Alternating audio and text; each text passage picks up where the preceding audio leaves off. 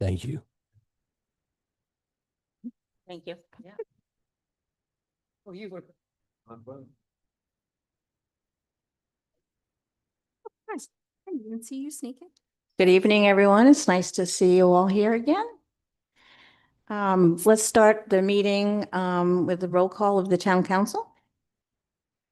Eric Bryan, Mary Blacken. Here. I'm going backwards. Nancy Mai, Here. Mary Maha, Here. and Eddie Ross. Here. Thank you. All Christine? right. And I would like to, at 5:30, call to order the school committee portion of this town joint meeting with a roll call to open the meeting. And that is Christine Lapierre. And, oh, hang on. Can I have a motion to open the meeting? I don't know. We have to do haven't- that? Yeah. If you could just take roll call to begin with, and then Perfect. we'll call the meeting to order. Great. The pledge. Christine Lapierre. Christian Cowan. Mhm. Lisa Tuttle. Drew Alsa here. Josh Furtado here. Okay, thank you. Now we'll call the meeting to order. Would you please join me in saying the Pledge of Allegiance? Got it.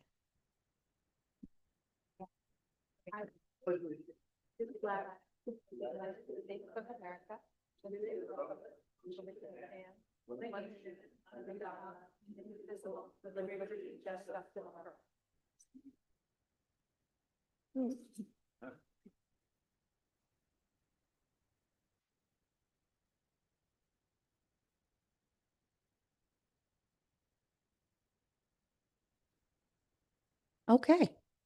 Would you like to begin? I think you're the one with the presentation. Okay.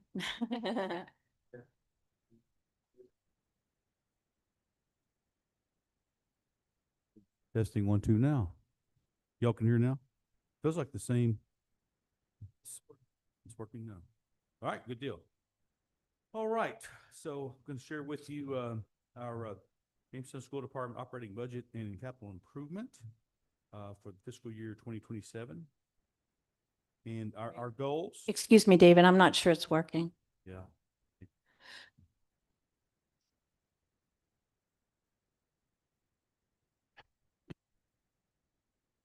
Testing. Oh, hot mic, hot mic. All right, here we go again.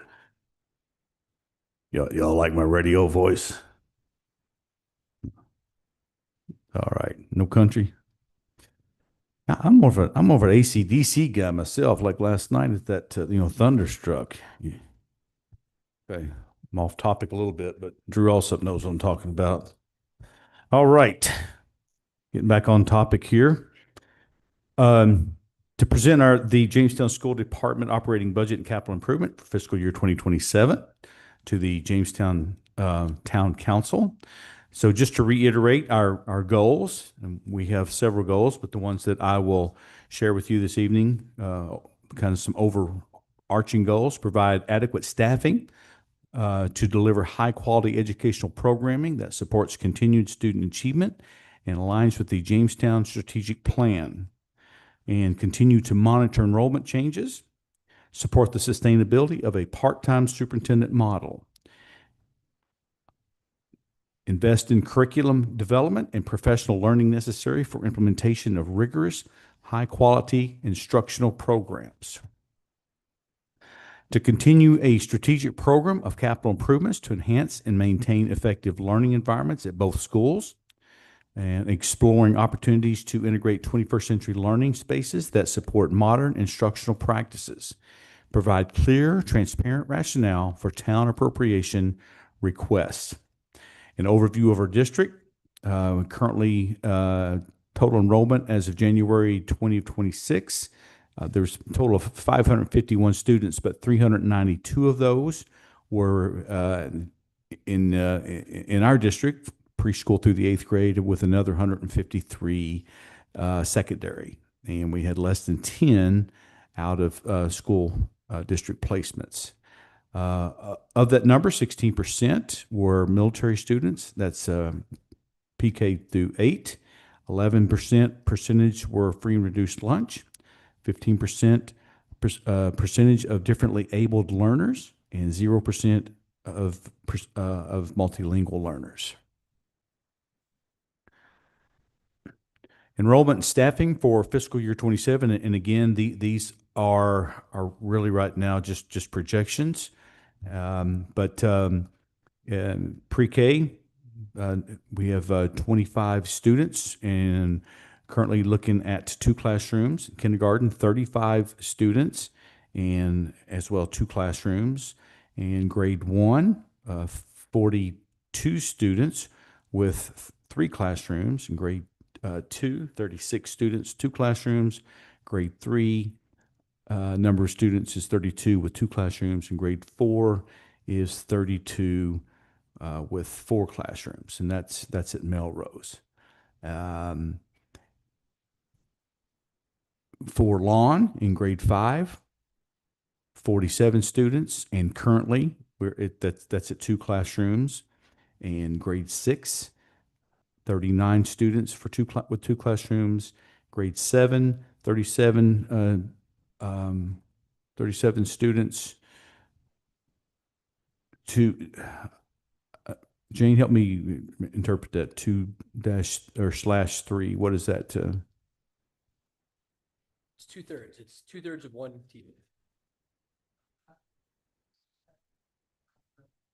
Okay. All right.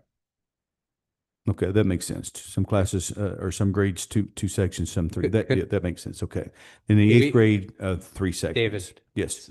I don't understand that. So what does that actually mean? We have 2. Yeah.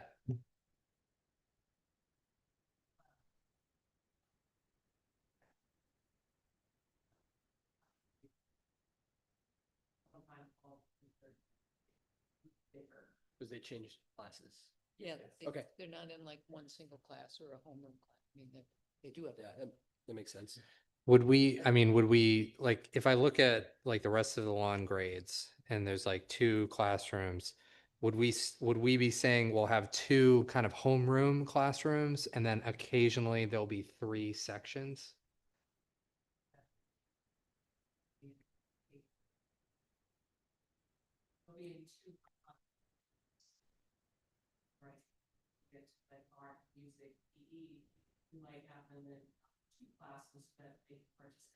Okay, that makes sense. Yeah.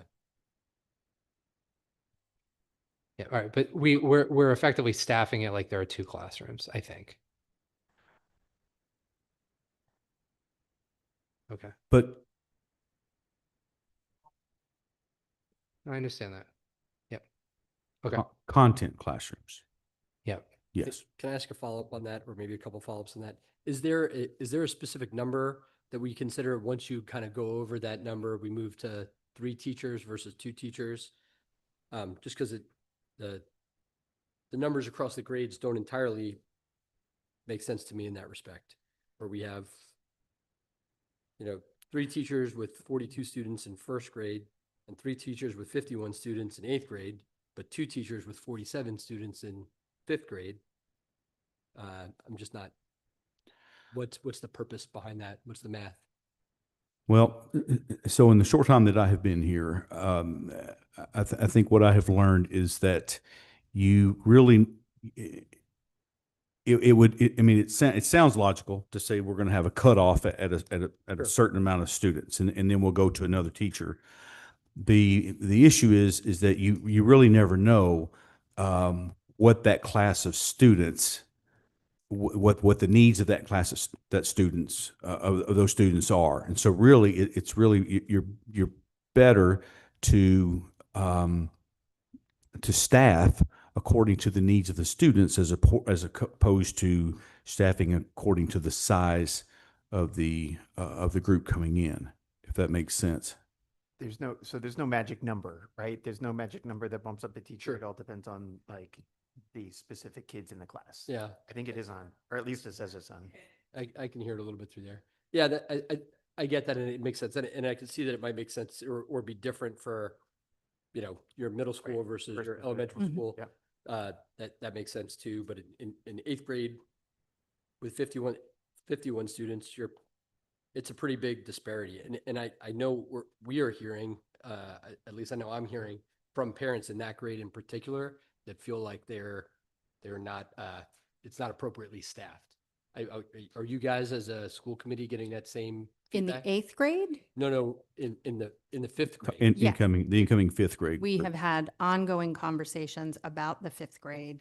The thing that's interesting is that in some larger districts, in labor agreements, there is a cutoff, there is a Sure, yeah, class that's what- size. In Jamestown, we don't have that. One of the other things that's interesting that becomes another layer is that 5th grade is, according to Ed Law and the Rhode Island Department of Education, 5th grade is still an elementary school grade. It just happens to be housed in our middle school. And they with don't this- change classes, right? Like Correct, our- correct. They do kind of have like For a special. cooperative, right? Where like, and I know some other elementary school teachers have done this where one teacher is really strong in language arts and the other is really strong in science. So they'll swap for that class period, right? Where like, let's say Lisa and I were homeroom teachers, right? I might take her kids for language arts and then she might take my kids for science during that time period. But for the most part, no, 5th grade does not change classes, but 6th, 7th, and 8th all do, which is why when you look at that number for 7th grade, where it's 2 sections in some and 3 sections in the others, it might look a little bit misleading because based on what the, like, let's face it, like in PE, if you have 14 kids, you're not really going to have much of a game, right? If you're playing something that necessitates a larger group. So, Yeah. So that the 7th grade piece after explanation totally makes sense to me. I would get the Mhm. 5th grade number though is concerning to me, Mhm. especially even more so maybe now that you mentioned it, considering it by the state law, it's Mhm. considered elementary school. So when we're justifying and talking to parents that it's necessary for us to have 3 classrooms with 42 kids Mhm. at an earlier elementary school grade, but their grade that has, 5 more kids in it gets 1 less teacher. Yeah. How does that sit with you guys on? we have been watching the enrollment numbers carefully. Yep. As you know from being in this community for a long time, So- we don't really know what we're going to get until the first day of school comes along. I know that Superintendent Raleigh and Principal Edmonds, and I don't want to speak on their behalf, but I know that they have been going to the 4th grade and observing those classes and having a lot of conversations with our special ed staff, with the 4th grade teachers, and they are really trying to, figure out the pieces of this puzzle as they continue to move. Sure. Um, So is there like a thought of a contingency if we get to a big class size in 5th grade come the fall? We do have funding in our budget for contingency that would cover an additional educator at the 5th grade level if needed, Awesome. and at the kindergarten level if that class size gets any larger as well. That's good to hear. Yeah, so we have stuff built in, and Christine is correct. And you guys may not, I don't know if you're aware, the school committee will remember this, that last year we went through a similar situation with kindergarten. Numbers kept rising and we kept getting, Sure. people that were saying, we need another teacher, we need another teacher. And we did not make that decision until after we had all the numbers in and in June. And we were fine. And so I guess what I would say is if parents could trust us, if the community could trust us, that all I'm doing is reiterating what Christine said. It's quantitative data, qualitative data. We're going to make the best decision for kids. I promise that. And to Christine's point, built in because when numbers get cuspy, like if you're looking at the kindergarten high numbers or like what you're talking about with 5th grade, we always build in to the contingency just in case, right? Because it could be that we lose students or we don't have enough students, so we don't want to staff then because now we're overstaffed, right? So but it's built in there in case we need it. And as well as we have a teacher coming back off of a leave of absence that would factor into that as well. So we're covered. It's just that we just don't want to pull the trigger until we, have all of our I's dotted and T's crossed, if that makes sense. But, and as I have shared with folks, I've only been here for a couple of years, but I know that the Jamestown School Department has a history of doing what's best for kids and being a student-centered school district. And the decisions here will not be any different. I promise. Absolutely. And that's a great answer. I really appreciate getting a little more of that information. And I know parents will want to hear that too. Yeah, I'm a parent of a fourth grader going into fifth grade, and I know Drew is as well. And we've had this conversation with the school committee before about 2 classes versus 3 classes. And I know a lot of us are pushing for the 3 classes. It's a big class right now. And we've seen the difference from when they were in second grade where it was 2 classes to now when they're in fourth grade with 3 classes. And it's huge. So I would be very nervous to make that particular class go down. Yeah, and again, as Christine said, Mr. Edmonds and both, not together, just on different occasions, have visited all those classrooms and then taken into consideration what would it look like if all those those 3 classes came together and only had 2. So I guess I just want you to trust us that we will do what's best for kids at the end of the day. Yeah, I guess my concern is why wouldn't you just budget for the 3? And that I'm sorry. they have the funding saved. Say that again, please. Why wouldn't you budget for 3 classrooms? I think they did. They're just holding it. They have a contingency. I think they have the money. It's the word contingency that's there. Yeah, I think you're saying I want certainty that there's going to be 3 in that classroom. And I don't want to speak for you, David, but it sounds like the money's there. We don't have to add incrementally more, but you want to make a judgment call on whether or not you have that. I think that's the debate. So the original staffing plan that was put in place for the 5th grade, both teachers have a full-time TA. And then they were going to add an additional TA that would just be for the 5th grade.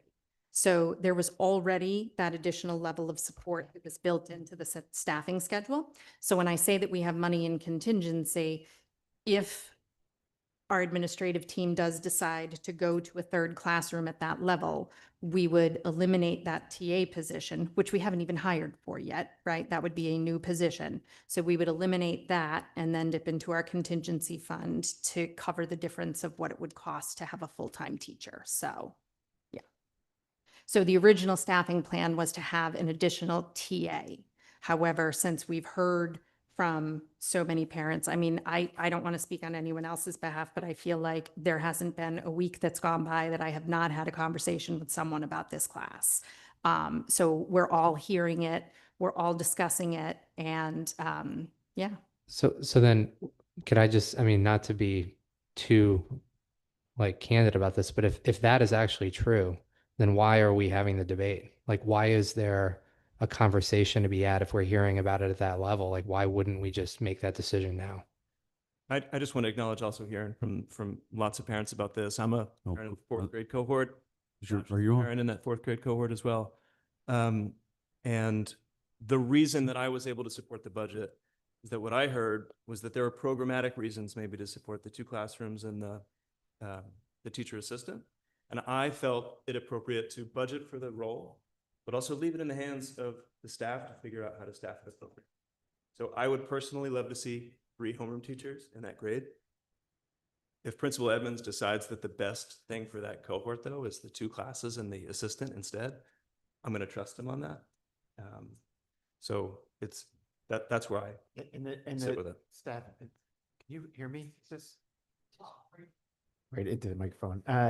And the staff thinks that the numbers are on the bubble, so to speak, right? So the concept is, according to the administration, let them let it play out for a couple months, but have the money in the budget to make sure that we can cover 3 classes. Okay. That's the reason to let it play out. Okay. Thank you. I guess to that end, what I do want to add is that because we do also hear from the taxpayers who want to know that if our enrollment is declining on a regular basis, school finance is so nuanced, and it's not necessarily 10% of your kids are leaving, so you can just get rid of 10% of your staff. It certainly doesn't work that way. So we are being mindful of all parties, parents, and we have also heard from a number of taxpayers who don't have kids in the schools. So it's definitely an interesting tightrope to walk right now. So we are hearing from everyone. So Thank you.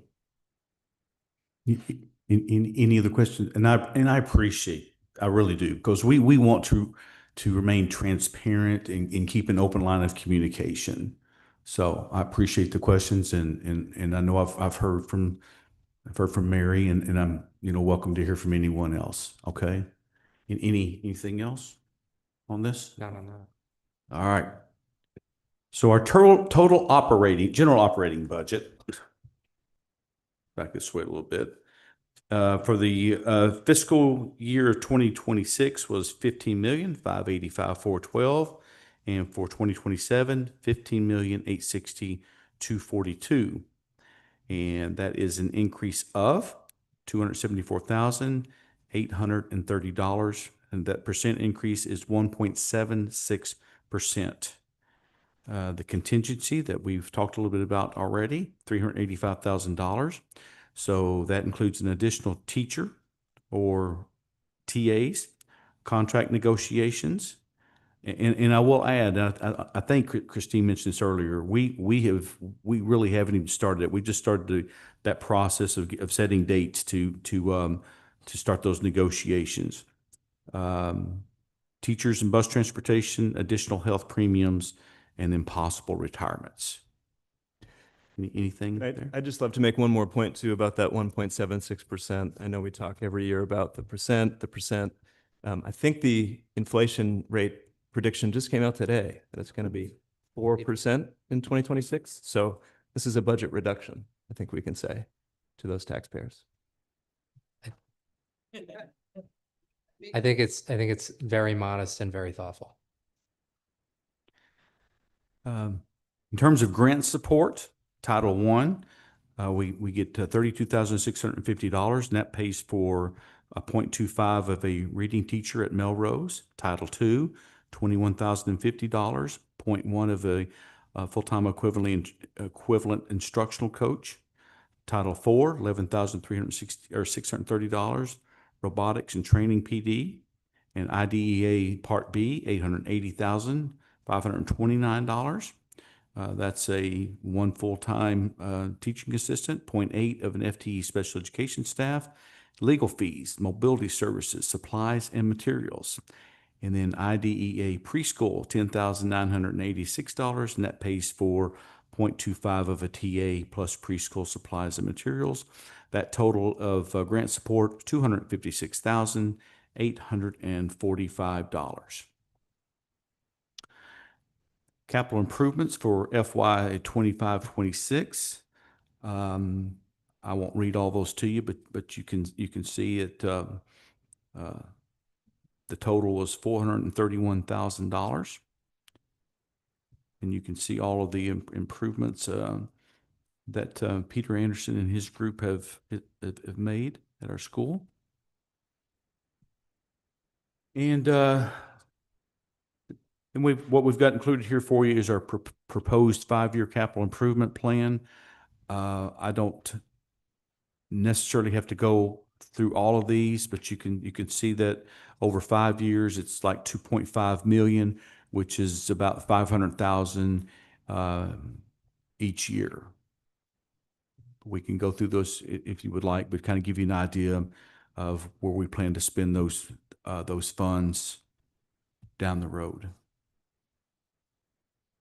David, that's based, as you have on page 817, it's the square footage of the two buildings that it determines your, So there are 3 different ways at maintenance of effort. And most years we have done our square footage, but this year it's actually 3% of your operating budget. So Okay. that will be what we'll be putting aside. okay, so that would happen.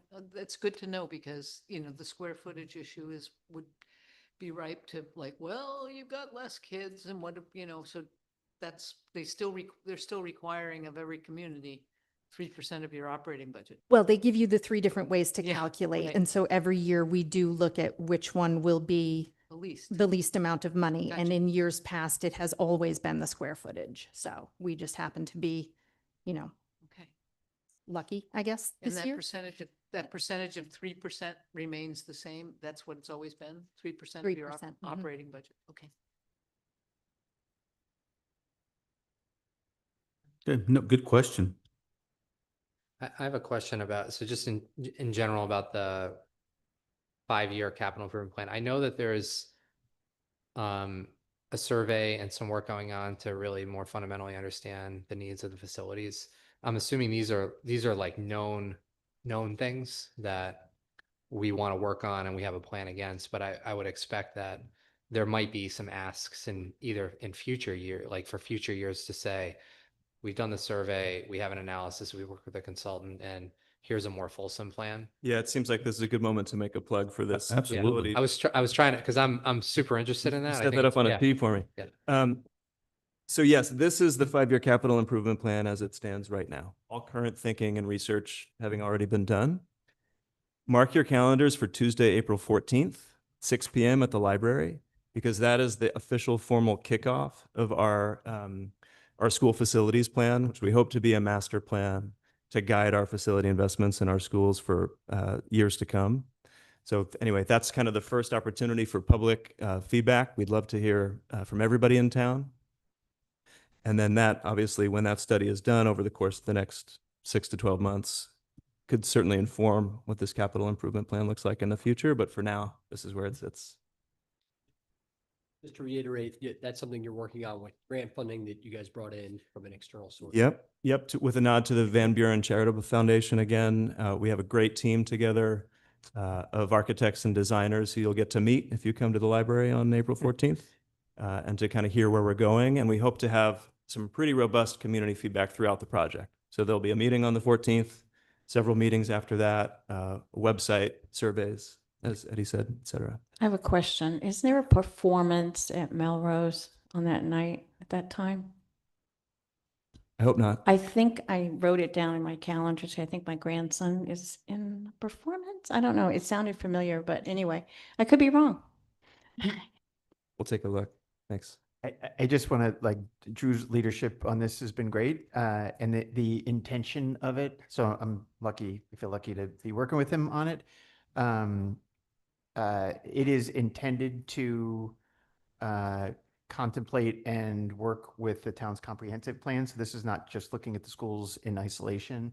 And the process, the facilitator that has been hired, I've been very impressed with. So the idea is to get as much comprehensive input into this process as possible. So meetings, as Drew said, meetings, websites, surveys, as much input as we can get from all constituents trying to that are interested in the process. So I'm excited about it too, and appreciate Drew. And I would agree with that because I was at the opening meeting of it and I was also impressed. And just their willingness to look at your willingness to look at a lot of different things, which I don't think has happened before. And I think that's really important. And this is not going to happen quickly necessarily. I mean, this kind of change or possible change. And so but I think it was a good, terrific first step. So thank you. Do you guys include the school improvement team in that conversation? So we have our own standalone facility committee. Certainly any members of the school improvement team should and could come.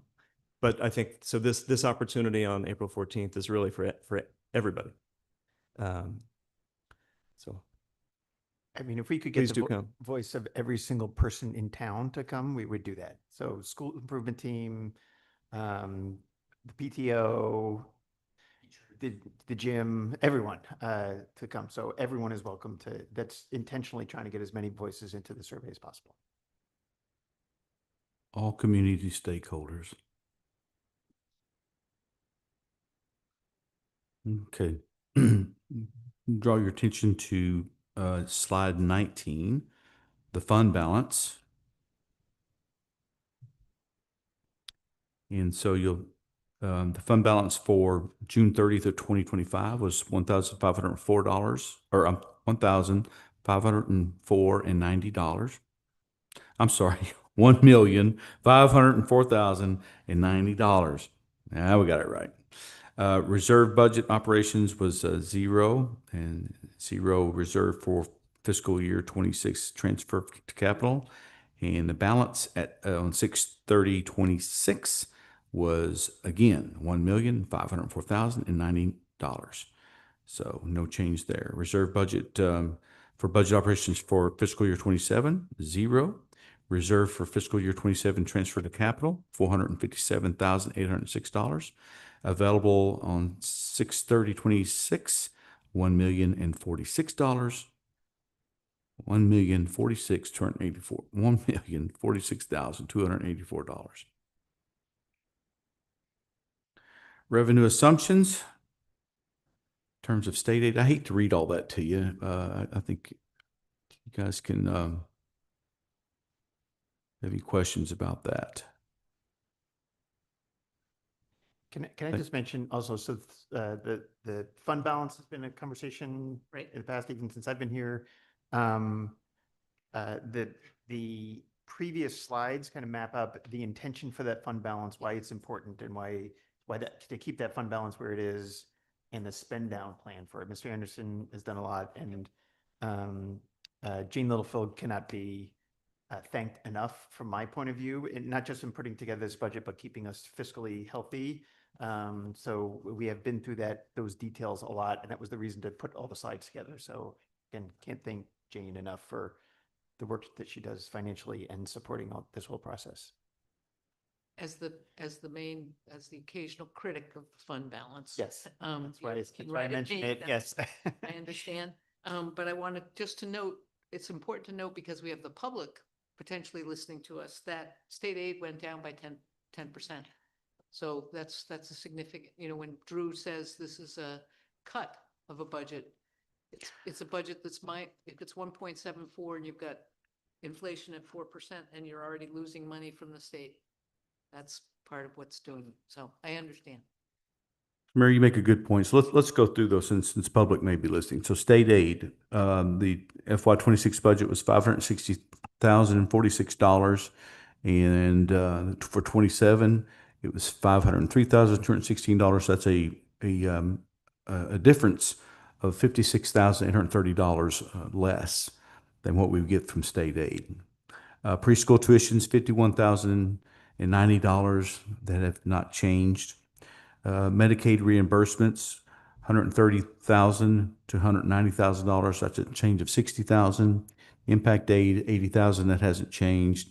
Town appropriation, FY26 was $14,764,376, and FY27, $15,035,936, with a difference of $271,660, for a total of, in FY26, $15,585,412, and FY27, $15,860,242, with a difference of an increase of $268,248. In the town appropriation history, we won't go through all those, but I would just like I will reiterate what Chris just said. Jane Littlefield, I've been in this administration game for a long time. I've worked with lots of different finance directors, and there's none finer than Jane. And so at 1.84%, that's the lowest that it's been, since prior to FY23. So that's and again, I will say, from working closely with Jane, she is very cognizant of having a good balance between meeting the needs of the students of Jamestown schools and also trying to hear the community and the taxpayers and do right by them. Maybe just two comments, or three quickly. Like, I just want to reiterate what Mary said, that the fact that you guys have less than a 2% increase in a year where we've got 4% inflation and a $50,000, 10% cut from the state is is like super impressive. It's obvious, I think, to everybody in town, we live in an amazing place with a tremendous school and awesome people running the school, teaching at the school, like supporting the school in every possible way. And we're really just, both the school committee and us are tweaking around the edges to try to, make minimal changes. With that in mind, I know you guys are still in the process and in the early stages of those negotiations with unions and labor employees. And I'll bring it up. I brought it up at the first meeting. I'll bring it up here and David's shaking his head because he knows exactly what I'm going to say. But I want to really foot stomp the need for us to compensate, coaches better. That continues to be a problem and a sore spot. And it's not just us. That happens regionally, and it's a problem for schools across the state and the country. But we are paying our coaches half of what other schools that are, in our division. So that's a problem in an area we need to improve. And local, just recently, I know we have trouble getting even this spring coaches for our students. So what are we paying and what is like market? yeah. So at the beginning, and I didn't bring it again with me, but I'm happy to share it with you. But I brought what we pay our coaches, which is around $1,600. And part of that's because we only pay or reimburse coaches for 30 hours of work, and the hours of work that they put in far exceeds that, probably by double or triple. So if we're paying around $1,600, there are places in district that are paying $3,800. There are places that are paying 2 coaches instead of 1 coach in a sport. So we're kind of way under, not only who's paying the highest, but we're well under the mean, which is in like the mid to upper 2000s. So my challenge to them at the last meeting was let's get above the mean at least. Are we addressing that? We begin negotiations. So it's just. It's part of a labor negotiation? It is. Yes, it's Wow. because teachers. I'll stop. Yeah, because it's part of the teacher collective bargaining because somebody correct me if I'm wrong, but I think teachers have first dibs on any coaching position, so that's why it falls under the collective bargaining agreement. So then, if we don't have any teachers or superintendents that want to coach, by the way, I'm underpaid, but I've just that $1,600. Yeah. So anyway. I jest and I digress, but to your point, it has been brought to our attention so that we fully expect that when the negotiations take place, that will be one of the things that's on the table. Yeah, and what we're seeing the trend, and this again is not just Jamestown, is we're getting less and less teachers to do it, in part because it's not appropriately compensated in any way, shape, or form. So in Jamestown, we are relying on other staff and volunteers. We've had the fire chief has been a coach. I've been a volunteer coach. Christian has been a coach. Yeah, your son is a coach. The superintendent's a coach. We've had one of our custodians coach. We've had it's a pickup volunteer game, and more in lots of schools are you getting people from other parts of the community, and in some cases people that do it professionally, whether they're coaches at other levels, come down and do it. And we're only going to incentivize those people, especially some of the young people, because we're seeing that too when they come back from college. We'll do those jobs, but in some cases it is a monetary concern, but it's also just the feeling like the lack of support. It's almost like disrespectful for some of those folks, especially people that don't have the same investment in the community like us that have our kids there. So we're willing to volunteer and do it. So we just need to step up a little bit. Seems like the coaching salary is pegged towards the school committee salary perhaps, or the town council salary. So We'll bring that up at the next budget. You guys want to put Yeah. No, I did not. I thought maybe it was an easy fix. Obviously, it's not, because it's short money basically. Anyway. Okay, is there any other discussion? Thank you, David, for that. Thank you And guys. thank you all What for- a wonderful audience you've been. Oh, thank you. I mean, you guys have been great partners. I mean, I just want to reiterate what Eric said. I mean, we have a ton of pressure on the budget overall at 4% and the cap. And, I don't want to speak for everyone on the council, but you've been great partners.